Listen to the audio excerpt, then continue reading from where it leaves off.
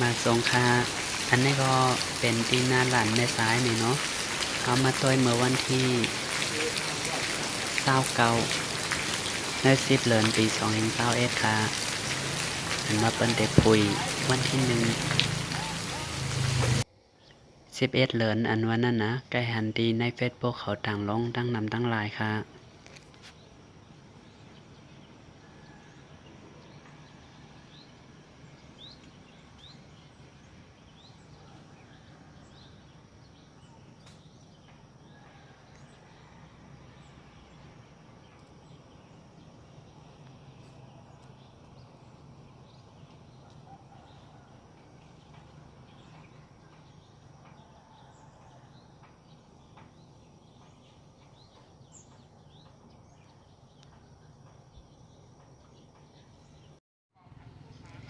อันนี้ก็เป็นเจ้าวันที่11เดือนปี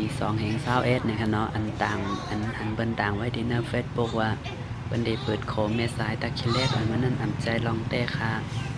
เขาอยู่ไว้ที่แม่สายเห็นมาต้วยเต็มเจ้าค่ะเนาะหันเจ้าหน้าที่เขาเฮ้ไว้อยู่เจ้านั้นในเป็นเขียนเบอร์นำทมน้ำสายนอกทางกาดลอยเว้านั่นเลยเปิ้นเฮอำปันรถ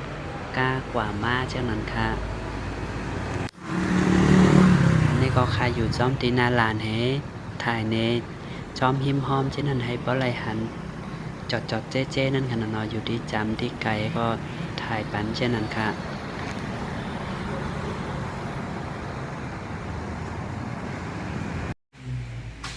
ไหว้เสกว่าต้อยโคดี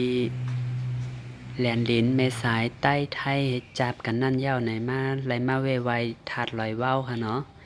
อันหันอยู่ในเป็นกาดลอยเว้าดังขึ้นถาดลอยเว้านี่ค่ะ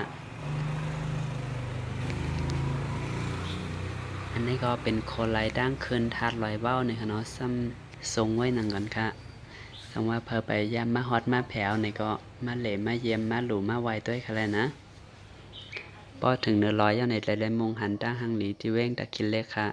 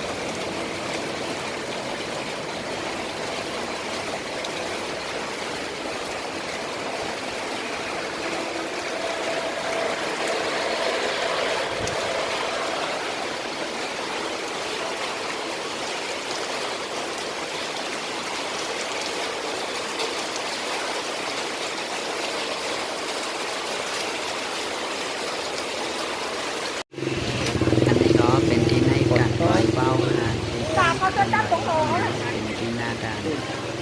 แหลมลิ้นในสายตะคิเล็กค่ะ